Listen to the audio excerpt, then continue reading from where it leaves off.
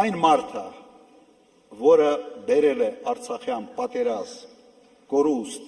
սարսափելի հետևանքներով, իրավունք չունի նույնիսկ խաղաղություն բառը օգտագործել։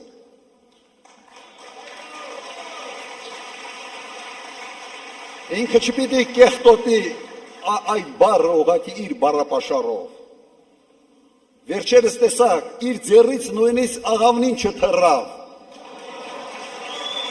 Հասկանալով, որ Նիկոլ Փաշինյանը դա ֆեյկային խաղաղություն է, ֆեյկային իշխանություն է եւ ֆեյկային բովանդակություն է։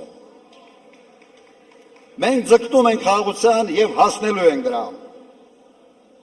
Մենք հասնելու ենք կայուն արժանապատիվ խաղաղությանը։ Եվ իմ նախագահության ժամանակ դա հաջողվել է։ Անելու եմ եւս մեկ անգամ։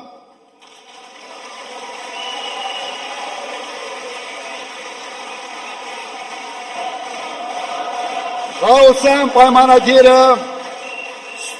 ստորագրվելու է հավելվածներով, որոնցով երաշխավորվելու է այդ խաղաղությունը։ Վստահ եղեք, դա հնարավոր է անել եւ մենք անելու ենք։